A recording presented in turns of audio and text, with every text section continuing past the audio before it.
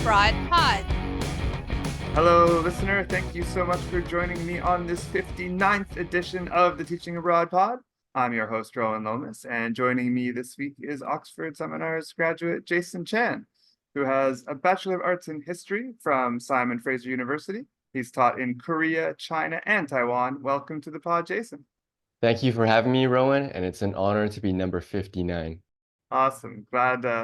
Glad you're here. Thanks for making the time very early in your morning. Oh, yeah. Speaking of Korea, have lived and taught in Korea myself, and I visited China at that time, so I'm looking forward to reminiscing a bit and comparing some of our experiences in those countries, as well as hearing all about Taiwan. Mm-hmm. So I noticed that before we get to Asia, I guess, you're from beautiful British Columbia originally. I am. Which is coincidentally my birth province. In fact, I'm representing my hometown of Bowen Island, BC, on my hat today. Have you ever been to Bowen? Did you ever take the ferry? I haven't. I've been to Victoria and some of those other places, but I haven't been to Bowen Island.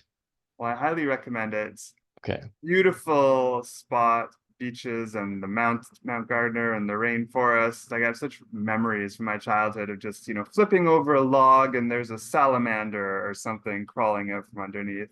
I don't know if it was like that in your neck of the woods. No, I don't remember seeing any salamanders in my youth except in Hawaii. A little different in the concrete jungle to the rainforest, I guess. Fair. So another similar experience we have, I guess, is that I taught in Korea around the same time you were there, 2009, 2010, is that right? Yeah, that's about right. And I was there 2008, 2009, so it looks like we just missed each other. But what were the highlights for you of living in Korea in terms of sights to see, things to do?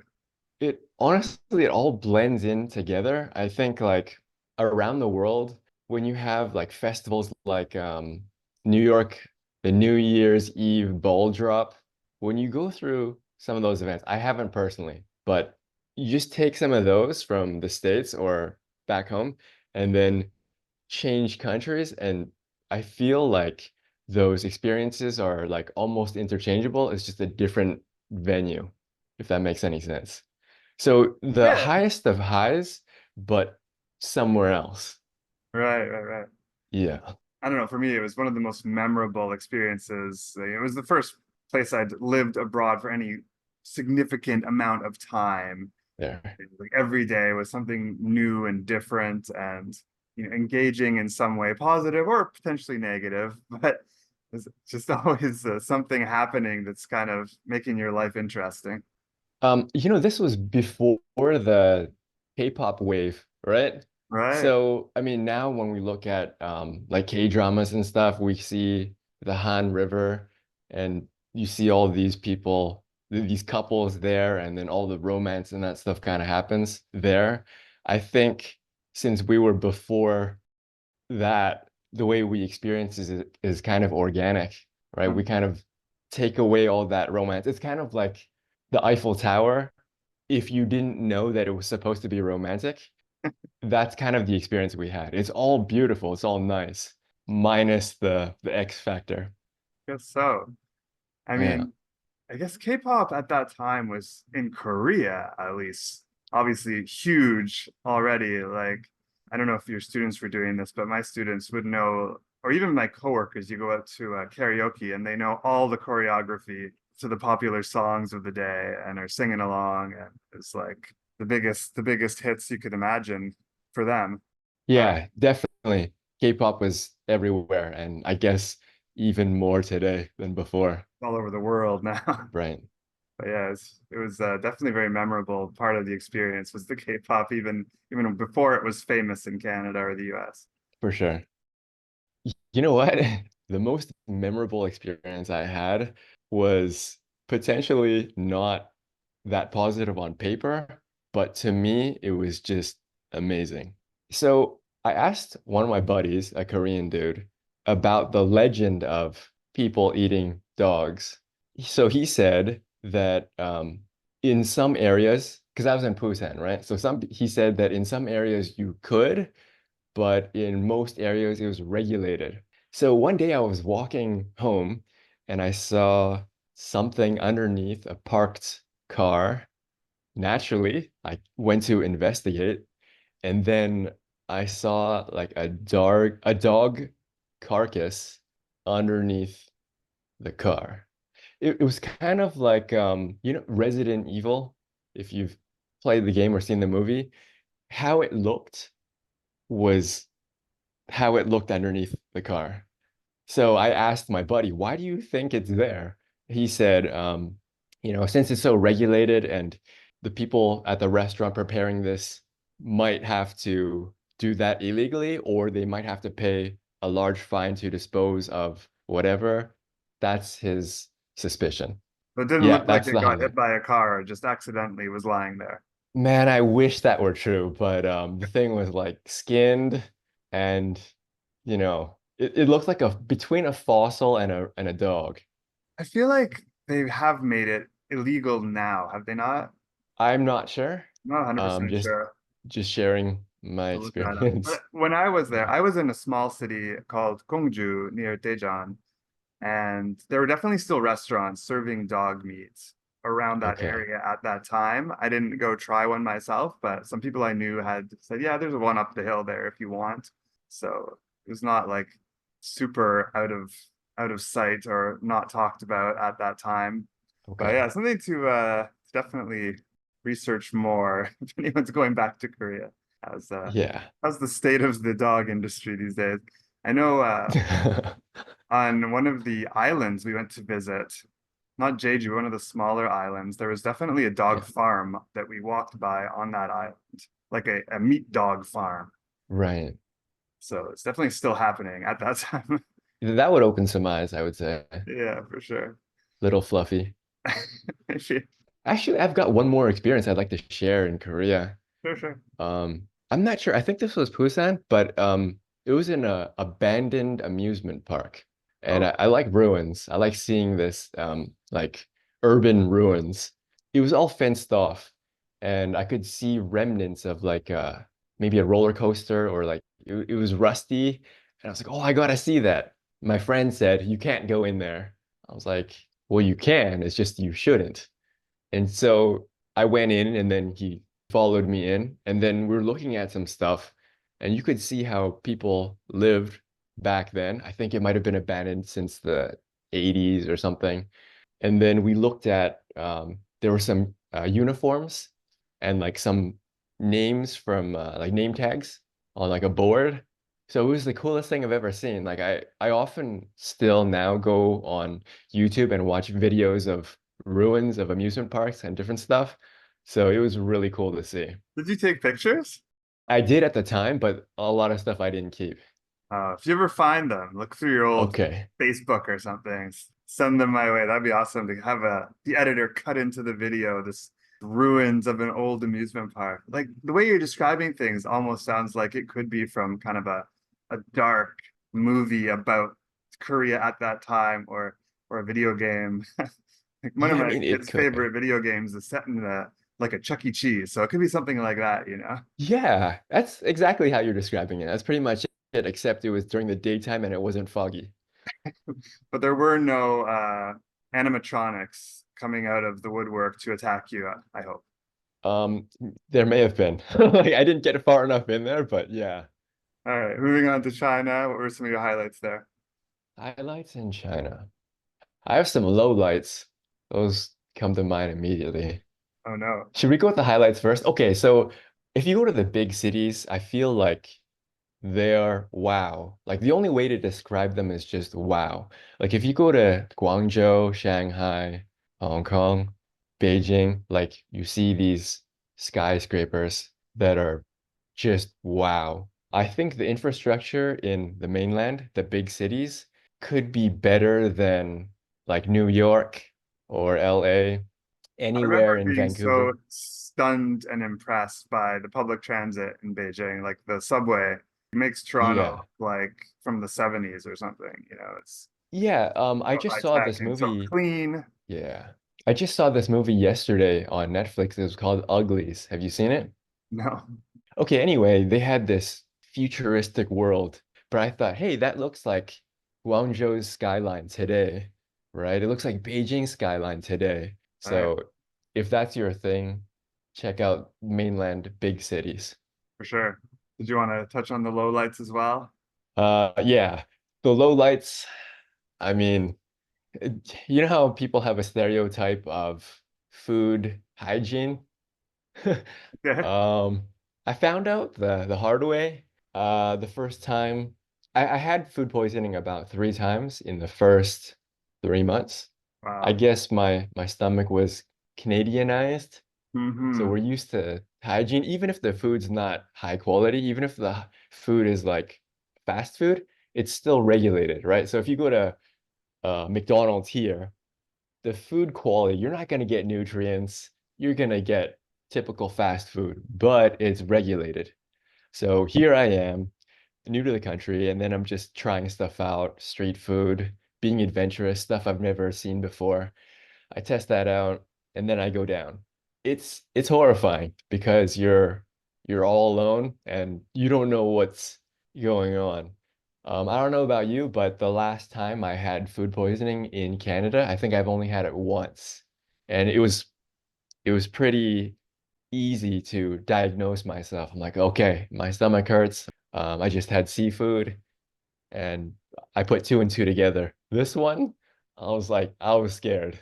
I, yeah, my Yeah. worst food experience ever. The only one I really remember, to be honest, was in Korea. We were in Mokpo, gonna take the ferry to Jeju, and we went to this live seafood restaurant because everyone says Mokpo's got great live seafood.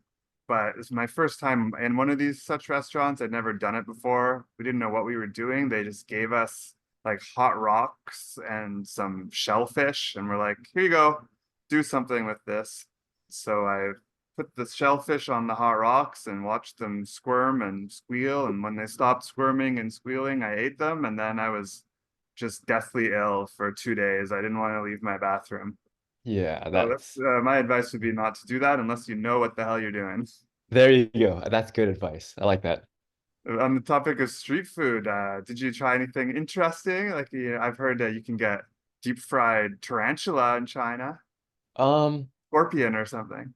I've seen the scorpions. I've definitely seen scorpions. I think for the Western people, frog might be adventurous, but as they say, it tastes like chicken or some other poultry. You had the frog and it tastes I like, did have the frog on the side of the road. It was on skewers uh-huh. and it tasted all right. Are you eating the bones and everything? Well, you gotta like they give it to you in like the shape of a spread eagle. Like I it's like a star. have to And try that. yeah, they put it on a spit and then they just serve it to you like that. You just eat around the bones. It's like chicken wings. Okay, Yeah. good to know. I won't in that case. Next time I come across a skewered frog. Yeah. You know what? That's one of the highlights about going to the mainland, the food, right? You can experiment, see stuff that you're not comfortable with, eat stuff that you feel like you may not be comfortable with. That's half the fun. And try the famous stuff too, like the Beijing duck. That was an experience. Oh yeah, I that yeah, you gotta try that for sure. And thinking about street food again, did you ever try? I think it's called bandegi in Korea. I don't know what that is. It's My like bad. I don't. my students would be eating it, coming to class with these little paper cups with toothpicks and picking out the little fried silkworm larva. Sounds familiar. Like I've seen that before, but I can't. One of Yeah. those things I just tried because just to say I did it, I guess. Wasn't great. Wasn't the best snack in the world, but it's edible. I mean, if you deep fry it and you add some seasoning, everything's good, Yeah. right? It's fried, it's salty. It's like everything else that's fried and salty, I suppose. There you go. Okay, moving on to Taiwan. What were some of your highlights there? Taiwan, Taiwan, if you're based in Taipei, you can get to the beach and like beautiful scenery very quickly. So that's something to consider if you're in Taipei. Also, there's this old historic town called Jiufen. And I don't know if you're aware about the anime called Spirited Away, the Japanese one? Absolutely, love it. Okay, so apparently that movie has some background which is inspired by Jiufen in near Taipei. So if you are based in Taipei, or even if you're not, because the whole country is really just covered with what is that? The high-speed rail. You can make it from the north to the south in about 2.5 hours. So even if you're in the south, you could still head up and see it. Sounds awesome. Yeah. Picturesque, no doubt. And the food, what's the food and drink recommendations on the island? Well, I have something that you recommend you try. Stinky tofu, if you've heard of it. Heard of it, Um, never tried it. from a Western point of view, it smells really offensive. I don't want to be super rude, but this is just I'm calling how I see it. You know when the garbage truck passes by your house and then in the summer it squishes out juice onto the street. I Really mean, selling it here. it smells bad. And even if you translate it from Chinese, it's stinky tofu. So everybody acknowledges that it's stinky. However, when people eat it, they say it smells bad, but it actually tastes pretty good. Not the case for me, but it's a national treasure. Like, yeah, you should definitely try it. All right, I'll remember that one. To all of our listeners going to Taiwan, try the stinky tofu. Definitely, Moving to a definitely. more pedagogical question. I see you've taught in the public schools in Korea, an adult training center in China, and a bushiban in Taiwan. What would you say are the pros and cons of each type of school? That's a good question. Okay, so the public school, this is good for chronologically because if you start in a public school in Korea, they're really concerned about scores. Actually, you know what? They're really concerned about scores throughout Asia, but more so in a public school because your score reflects on the school. So the school really wants to have that mark for everybody above a certain line. Therefore, the co-teachers, they want to make sure that that material that you're covering is above board, like exactly what's being tested. So if you're a new teacher and you're not really sure how to teach or you don't know what to do, they will assist you a lot. Okay, so Korea, that's a public school. And then adults, adults in the mainland, whole different ball game. It's a business, right? We're going from a public school to a business. And the bottom line is to make money. So what I've seen is the sales part too. And the sales were aggressive.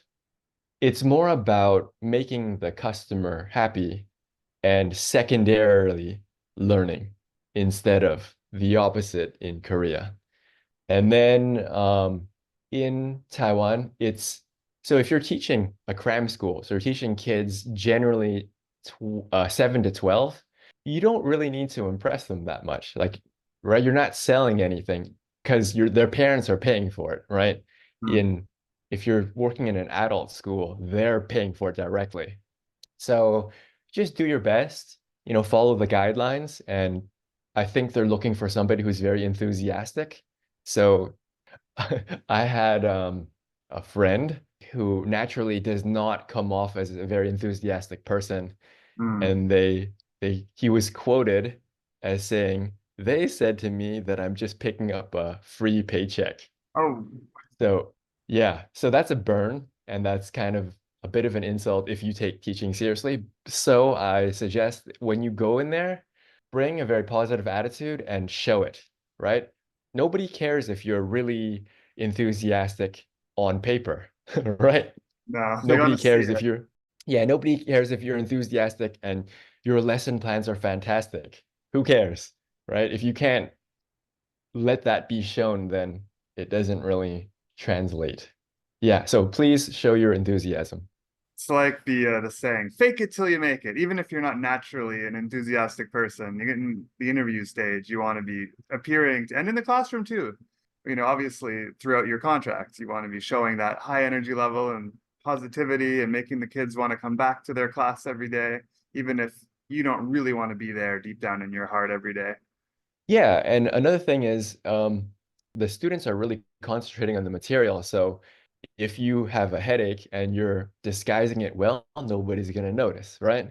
But Mhm. if you have a headache and you show that you have a headache, then you just kind of sour it for everybody else. Yeah, absolutely. It's one of the joys of being a teacher, I guess, is every day you got to be top of your game.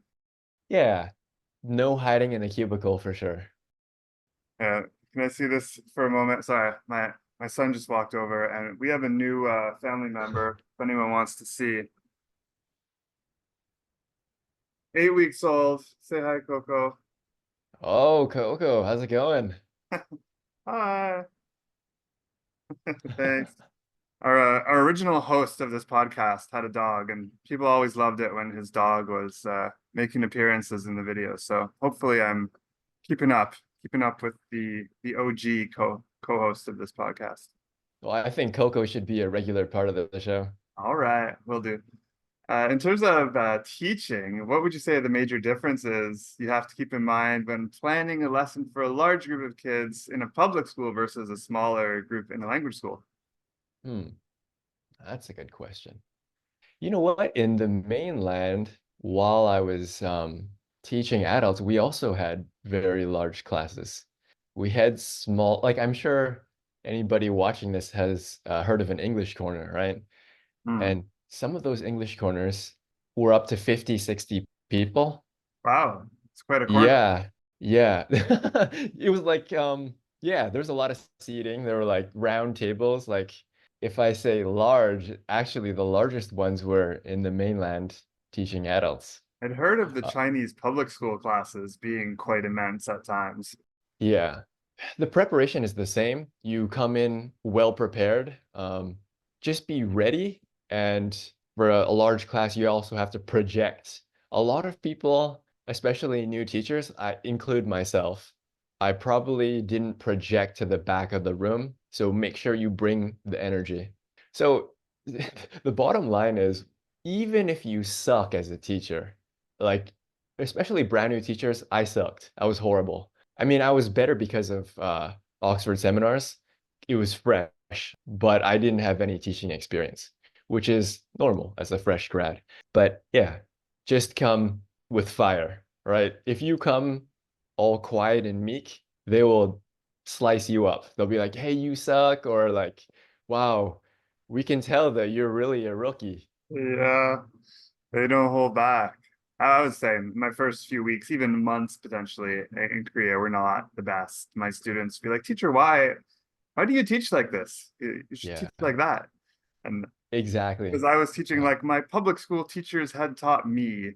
I didn't even have a TEFL to be honest when I went to Korea. I was totally out of my element, and so yeah, I learned a lot those first few months from the students, from the other teachers, from my director on ways to improve and get better. Because yeah, like there's a certain way, certain expectation from the students in Asia of how they want you to be bringing it to the classroom every day. Yep, that's for sure. But that being said, I think if we weigh these things, like actual teaching ability and bringing it, if you have 80% bringing it and 20% actual skill, it's enough, right? Like you don't really need like scientific PhD teaching skills. You just need effort. If 80% of it's effort, even if you completely suck, like at the beginning in your first year, just bring the spirit. Hmm. Yeah, especially for the kids, like they're not super, well, I shouldn't say super knowledgeable. Some of them are. The middle schoolers knew their English grammar better than I did, to be honest. But most of the kids, you're just there to have fun and be out of their parents' house for that time period. Yeah, another thing is they're kind of the audience now. So if they're happy and they're entertained and they're learning something and they tell their parents and their parents will continue to enroll them. Sure. Another thing that kind of stuck with me, I'll always remember, was this recruiter from Japan who recruits from the big chain language schools in Japan, and she said, you know, you send us experienced teachers, the BEd. But to be honest, sometimes are the worst interviews. Like they have all this knowledge and pedagogical expertise, but they can't demonstrate how they'll be a fun and engaging teacher for the students in the classroom. And they've had more success. They said anyone who's ever worked at Starbucks, we love people who have worked at Starbucks because they have such great customer service training. They know how to pick up your training and do it the way that you want them to do it, and always making the student, the customer, the top priority. That's an excellent point. And actually, I had a coworker before who was a teacher in the States, and he was so qualified, like maybe overqualified, and to the point where he had a bit of an ego. So I think going in, even if you've been a teacher for 20 years in a public school, or you've been a principal, it doesn't really matter. You start from zero, just like everybody else, and again, what's on paper doesn't count. What you bring every single day matters. Absolutely. I was going to ask if you had one final piece of advice for job seekers in Asia. I know we've touched on quite a few tips and tricks already, but if you've got one final top-notch piece of advice for our job seekers in Asia, what would you say? I would just say at the beginning of your career, you should probably start with the big cities because otherwise you'll have FOMO. Like if you go to Tokyo, because everybody, you've watched a ton of movies, anime, I don't know. Anyway, everybody knows about Tokyo. You want to know about Tokyo, go to Tokyo. You go to Taiwan, you should go to Taipei because everybody talks about Taipei. It's like the hub, everything runs through Taipei. But after all of that, those bright lights have faded, you're like, okay, you know what? I'm a little bit older now and I'm ready for a different experience. That's when you try somewhere else. So, for example, if you're from New York City and you don't really need any more of that excitement, just go directly to a secondary city or like a countryside or some farm and you'll have a great time. But if you're brand new and you're from a small town, like somewhere in Minnesota or somewhere in Saskatchewan, Mm, go to the big city first to experience what everybody's talking about. sounds good. It's one of the nice things about Korea, at least for me. Even though I was in a small town, I was 20 minutes from Daejeon, I was 90 minutes from Seoul. It was really easy to get to the big city if I wanted to experience the nightlife, the concerts that were happening, or even go to Western style groceries, go to a Costco or something. It was right close by. Yeah, that's a good point. Yeah. You gotta visit it. Like imagine if you spent your whole time in Busan and never went to Seoul, you'd be missing something, right? So, Yeah, Seoul is a whole other experience from the rest of Korea for sure. yeah. All right. Well, thanks so much for taking the time to chat with me today, Jason. It was great having you. Thanks for having me, Rowan. Hopefully, you'll have some new experiences to share after your next job abroad, and you can come back and do it all over again. It'd be my honor. Amazing. Before we go, I do have a little job placement update for those job seekers who may be listening. I did just hear from one of the very well-regarded K-12 programs we work with that they are now interviewing for January and February 2025 starts in Taipei and Shanghai.